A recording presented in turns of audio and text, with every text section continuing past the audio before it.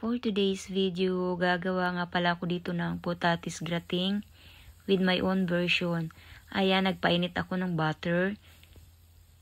Nilagyan ko ng sibuyas tsaka bawang. Pinagsabay ko na. Halo-halo para maluto yung sibuyas at tsaka bawang sa butter. Ngayon, isusunod kong ilalagay yung ground meat na pork and beef.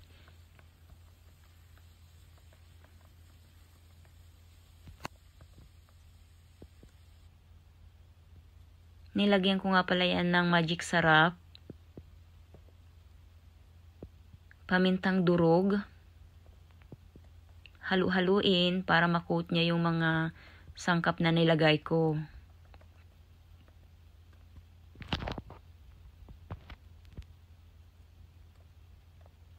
Ayan, medyo luto na siya.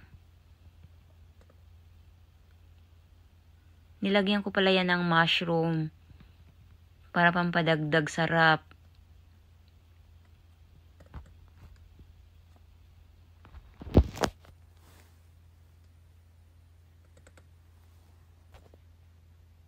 Ngayon magpapainit ako ulit ng butter.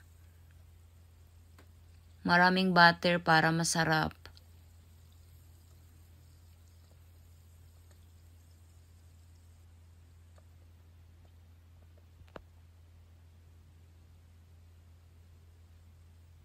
Nilagyan ko pala yan ng evaporada milk.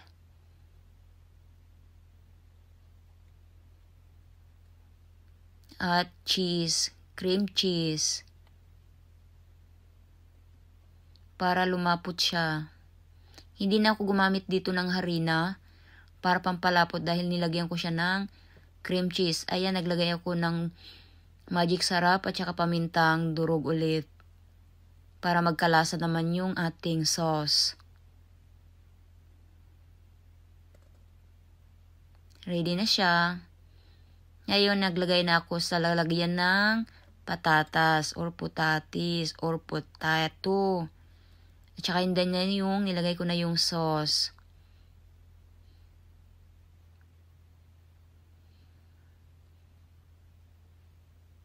Nilagyan ko rin siya dyan ng onion. Toppings niya.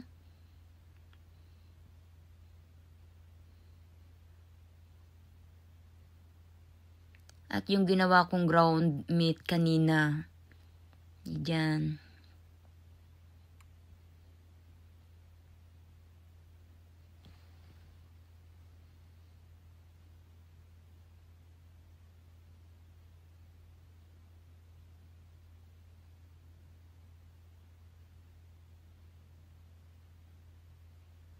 Nilagyan ko rin siya dyan ng cheese. Para mas lalong sumarap.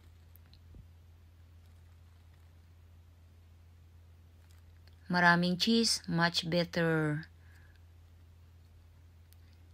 Next, potato ulit. And then, yung sauce. Second layer na yan siya.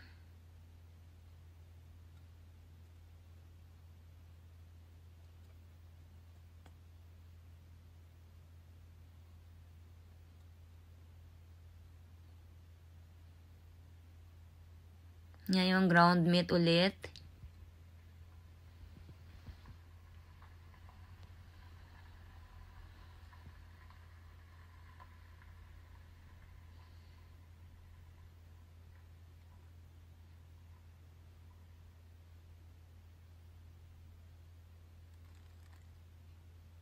Cheese. Nilagyan ko ulit siya ng cheese. Yan, inubos ko na yung isang pakete ng cheese dyan. Ngayon, ready na siyang i-oven. Ayan na, luto na siya. Thanks for watching. Bye-bye.